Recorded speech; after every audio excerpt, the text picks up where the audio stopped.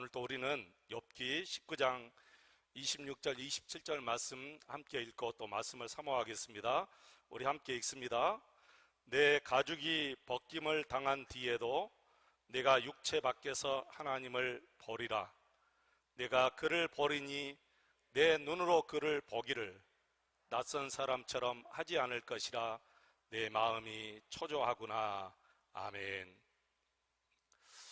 여러분, 지금 우리가 씨를 뿌리고 있어요. 반드시 이 씨가 열매가 되어서 여러분의 삶에 풍성하게 맺게 될 줄로 믿습니다. 이 말씀을 우리가 매주마다 이렇게 읽고 듣는 것이 씨를 뿌리는 거예요. 이제 얼마 있지 않으면 정말 우리 예수님과 친밀하게 동행하는 그런 삶을 우리 모든 성도들이 다 누리게 될 것입니다. 맥주 감사절의 복입니다. 맥주 감사 주일은 1년 중 첫 열매를 거두어서 하나님께 감사하는 주일입니다. 그러므로 우리 모두가 다 같이 지켜야 할 절기인데요. 사실 이 맥주절은 성령 강림절에 함께 지켜야 돼요. 성령 강림절이 바로 맥주절이거든요. 근데 우리 한국은 1년 전반기를 끝내고 후반기 시작하는 7월 첫째 주, 후반기를 시작하면서 하나님께 감사를 드리고, 그리고 이때가 보리와 밀을 추수해서 수확하는 계절이기 때문에 7월 첫 주를 우리 한국교회는 감사 주일로 지키고 있어요. 물론 여러분께서는 기본적으로 알고 계신 내용이지만 혹시 모르고 계신 분도 계실 것 같아서 말씀을 드립니다. 이 맥주 감사절에 우리 하나님께서 엄청난 복을 우리에게 주시기로 이미 구약 성경에 언약했잖아요. 그런데 그 복이 지금 우리에게 온 거예요. 바로 성령 하나님께서 저와 여러분 마음속에 온 것입니다. 여러분 한번 생각해 보세요. 어떻게 하나님이 내 마음에 오시겠어요? 오실 수 없지요. 오신다 해도 우리가 모실 수 있는 마음이 못 돼요. 우리의 마음이 걸어가신 예수님을 모실 수 있는 마음이 못 되지만 예수님이 우리를 사랑하셔서 성령의 영으로 우리 마음에 오신 거예요. 그래서 이보다 더 큰 복이 여러분 없습니다. 여러분, 세상에 이보다 더 큰 축복이 어디 있어요? 어떻게 예수님이 내 마음에 오실 수가 있겠습니까? 그런데 예수님이 저와 여러분의 마음속에 오신 것이 너무 큰 복입니다. 그래서 사실 구약 성경에 예언된 이 맥주 감사절이 성령님께서 우리에게 오신 날이거든요. 그래서 오늘 레위기 23장에 보시면 유대인들이 지켜야 할 절기가 7가지가 나와요. 4절부터 8절 말씀까지 보시면 유월절과 무교절이 나오죠. 유월절, 무교절이 나옵니다. 그 다음에 9절부터 14절에 보시면 초실절이 나옵니다. 그리고 15절로 21절 보면 맥주절, 오순절, 칠칠절이라고 그럽니다. 나오죠. 그 다음에 23절, 25절 보면 나팔절이 나옵니다. 그리고 26절, 32절 보면 대속죄일이 나옵니다. 그리고 33절, 36절, 초막절, 수장절이라고 합니다. 이 초막절이 나오죠. 이렇게 7절기가 나오는데요. 이 7절기들이 전부 다 사실 우리 예수님을 상징적으로 보여주는 게예요. 그러니까 구약의 말씀이 되었던 신약의 말씀이 되었던 모든 말씀은 다 우리 예수님에 대하여 기록한 거예요. 여러분, 요한복음 5장 39절 말씀 함께 읽어보실까요? 요한복음 5장 39절 읽습니다. 너희가 성경에서 영생을 얻는 줄 생각하고 성경을 연구하거니와 이 성경이 곧 내게 대하여 증언하는 것이니라. 모든 성경은 전부 다 예수님에 대하여 보여주는 거예요. 예수님을 증언하는 거예요. 그래서 이 7절기도 사실 예수님을 증언하는 거예요. 6월절은 우리 예수님이 어린 양이 되셔서 십자가에 달려 죽으신 것을 보여주잖아요. 무교절은 함께 섞여 있기 때문에 무교절도 마찬가지고, 그 다음에 초실절. 초실절은 우리 예수님의 부활을 보여주는 것이고요. 그 다음에 맥주절, 이 오순절, 칠칠절은 성령 하나님께서 우리 가운데 오신 것을 보여줍니다. 여기까지 다 이루어졌잖아요. 그죠? 여기까지는 성경이 그대로 다 이루어졌어요. 몇천 년 전에 구약에서 언약하신 내용이 지금 신약시대에 와서 다 이루어졌습니다. 이제 남아있는 것이 나팔절, 대속죄일, 초막절, 수양절이라고 하는데 이것도 분명히 이루어질 줄로 믿습니다. 언제 이루어지죠? 우리 예수님이 재림하실 때.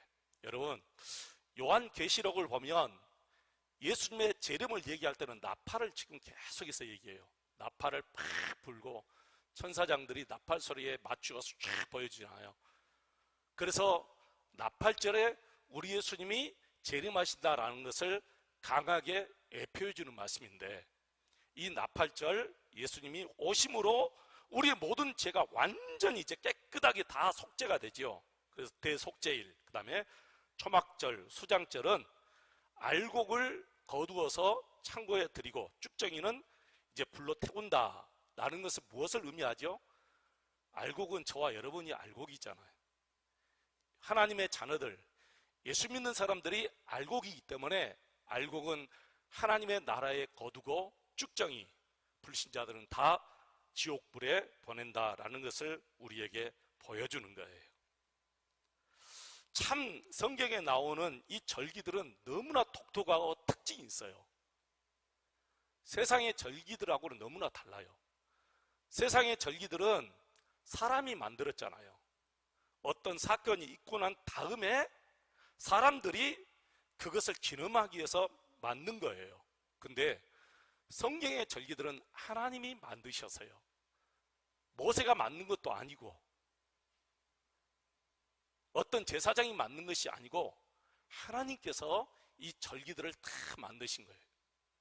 그리고 더 놀라운 것은 세상의 절기들은 사건이 있고 난 다음에 그날을 기념하기 위해서 절기를 지키는데, 성경에 나오는 절기는 먼저 날짜를 딱 정하고 나서 하나님이 사건을 그 시간에 맞추어서 일으켜요. 사람이 그렇게 할 수 있을까요? 8월 15일 날 강복절 될 것이다 하고 날짜를 정했나요? 천만의 말씀이에요. 8월 15일 날 강복이 되고 나니까 우리는 8월 15일을 강복절로 지키는 거예요. 근데 성경은 반대예요.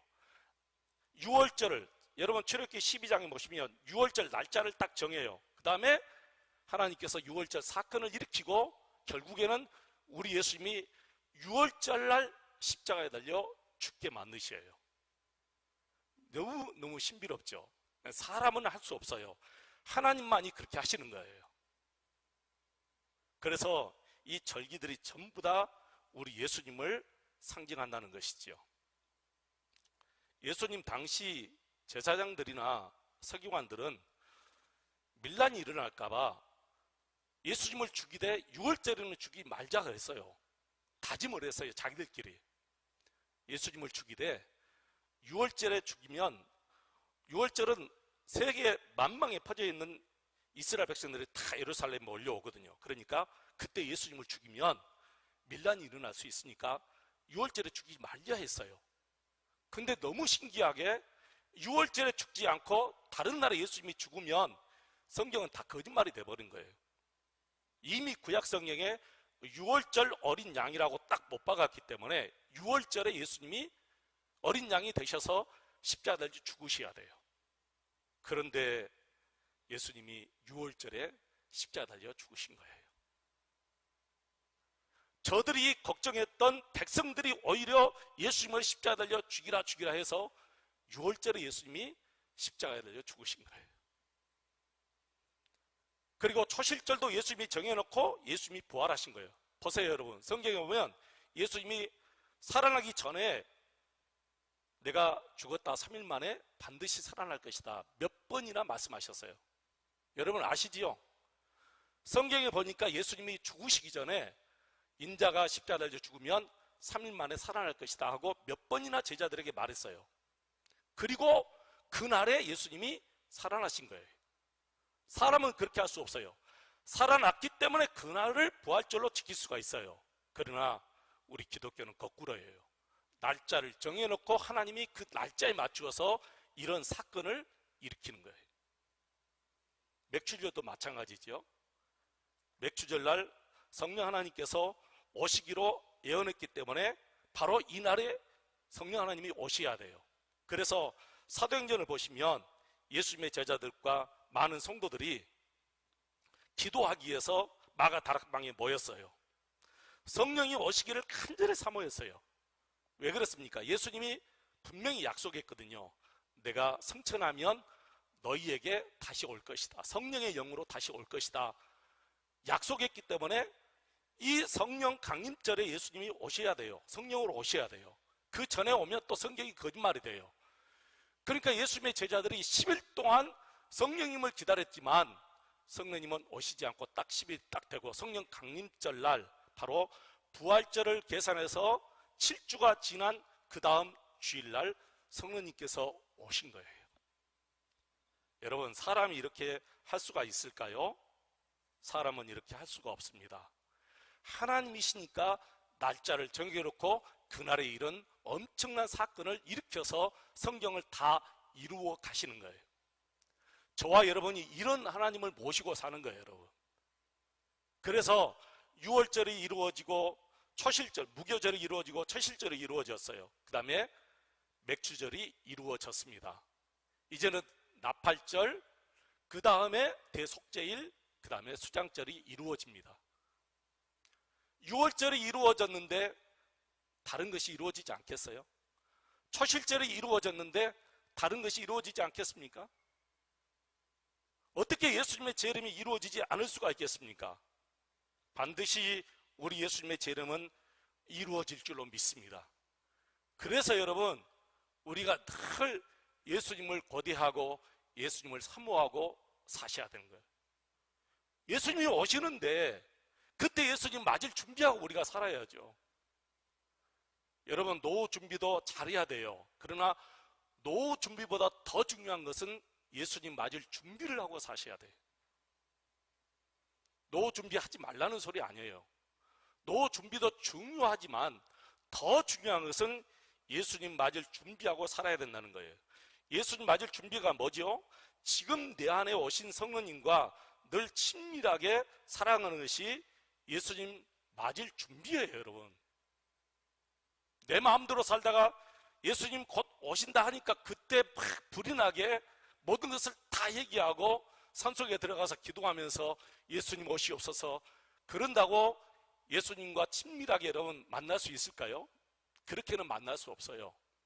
평소에 친밀한 관계를 쌓은 사람이 어느 날 갑자기 만나도 친밀하지, 평소에 전혀 관계없는 사람이 관계없는 사람으로 살다가 만나면 친밀해질까요? 친밀할 수 없는 거예요. 나는 여러분 매주마다 보니까 진짜 친밀해요. 다른 목사님이 여기 와서 설교할 때 이렇게 친밀할 수 있어요? 친밀할 수 없는 거예요. 마찬가지예요. 여러분 안에 이미 오신 이제 성령님과 매 순간순간 친밀하게 지내시기를 축원합니다. 오늘 우리 학습받은 아이들, 입교, 세례받는 아이들에게 물어봤어요. 밥 먹을 때 말고, 잠잘 때 말고, 일어날 때 말고 매 순간순간 예수님과 친밀하게 지내는 학생들 손 들어봐 그랬더니 있었나? 결이야, 있었니? 없었냐? 근데 너무 놀라운 것은 그렇게 친밀하게 살지는 못했어도 이 아이들이 지금 예수님과 친밀하게 그렇게 동행하고 사는 거예요. 너무 놀란 거예요. 제가 이때는 예수님을 신화적인 인물로 생각했을 때예요. 이 나이 때. 중학교 2학년 2학기 때 예수 믿었지만 저는 예수님을 실제로 이렇게 못 믿고 살았어요. 오늘 문답식 할 때 이 아이들에게 물었어요. 예수님이 실제가 되느냐 그러니까 실제가 된대요. 신화적인 인물로 안 믿고 진짜로 실제 인물로 예수님을 믿고 사는 거예요.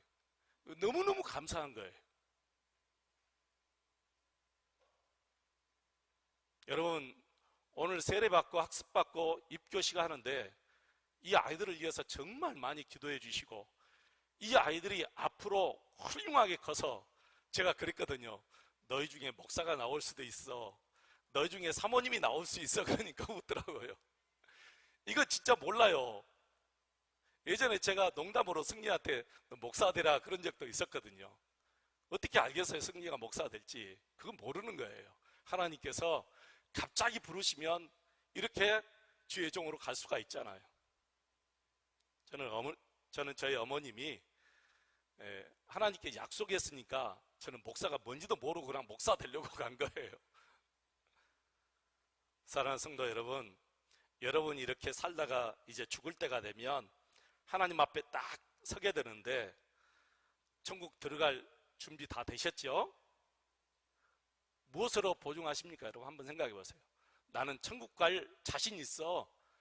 나는 이렇게 살다가 진짜 죽으면 천국 갈 자신 있어. 무엇으로 보증하십니까, 여러분? 보증할 거 있어요? 아마 많은 분들은 나 이렇게 선하게 살았으니까 충분히 들어갈 수 있겠지, 그렇게 생각하시는 분도 계실 것 같아요. 근데 성경이 그러세요. 돈 가지고 못 가요. 착한 일을 했다고 못 가고, 선한 일 많이 했다고 천국 못 갑니다. 권력 있다고 천국 못 가요. 그래서 성령님이 여러분 하나님 앞에 딱 설 때 여러분이 구원받는 자녀라는 것을 보증해 주시기 위해서 성령님이 우리 가운데 오신 거예요. 그러니 이게 얼마나 큰 축복이에요, 여러분. 그래서 사도 바울이 성령님을 보증이라 이렇게 성경에 기록했어요. 한번 찾아보겠습니다. 고린도후서 1장 22절입니다. 같이 한번 읽겠습니다. 그가 또한 우리에게 인치시고 보증으로 우리 마음에 성령을 주셨느니라. 아멘. 무슨 보증으로 성령을 주셨다고요? 구원받는 자녀다라는 것을 보증시켜주기 위해서 성령님을 주셨다는 거예요. 그 다음에 에베소서 1장 13절로 14절 우리 같이 한번 읽겠습니다. 그 안에서 너희도 진리의 말씀 곧 너희의 구원의 복음을 듣고 그 안에서 또한 믿어 약속의 성령으로 인치심을 받았으니 이는 우리 기업의 보증이 되사 그 얻으신 것을 속량하시고 그 영광을 찬송하게 하려 하심이라. 아멘. 보증이 되신다. 이 보증을 헬라어로 계약금 이렇게 표현을 합니다. 보증, 계약금. 여러분께서 집을 사거나 어떤 건물을 사거나 아니면 어떤 땅을 살 때 반드시 계약서를 쓸 때 뭘 지불하죠? 보증금, 성금, 보증금을 지불해요.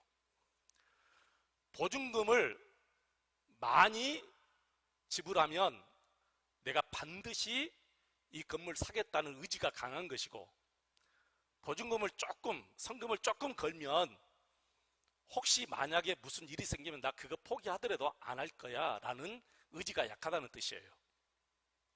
그런데 우리 하나님께서 저와 여러분을 구원해 주셨다는 것을 보증하기 위해서 성령님을 보내신 거예요. 성령님을. 이것은 너희들의 구원은 내가 책임져다 반드시 성사시킨다는 것이에요. 할렐루야. 이래도 구원의 확신이 없어요?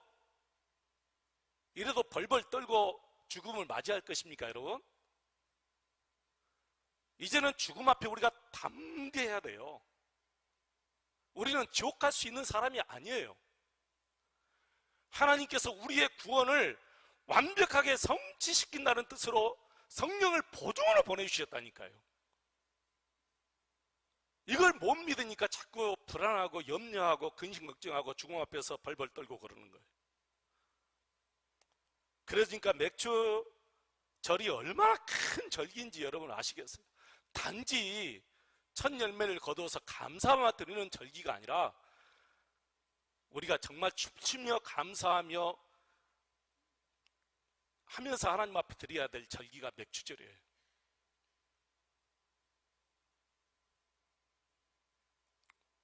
성령이 임하신 이 맥주절에 우리 모두가 다 같이 정말 춤을 추며 기뻐하며 이 시편의 기자처럼 온 세계에 있는 악기를 다 동원해서 하나님 앞에 찬양을 올려도 부족할지.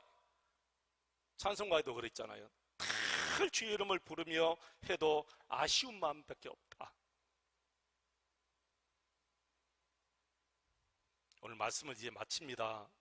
오늘 학습 세례 입교식이 있고 또 전반기 보고가 있기 때문에 이 말씀을 오늘 여기서 마치고요. 아무튼 여러분, 우리 마음에 오시고 우리 가운데 계신 성령 하나님을 잘 모시고 그 성령님의 마음을 근심시켜드리지 말고 성령님을 기쁘게 드리면서 매일매일 우리 하나님과 친밀하게 살아가는 저와 여러분 되시기를 축원합니다.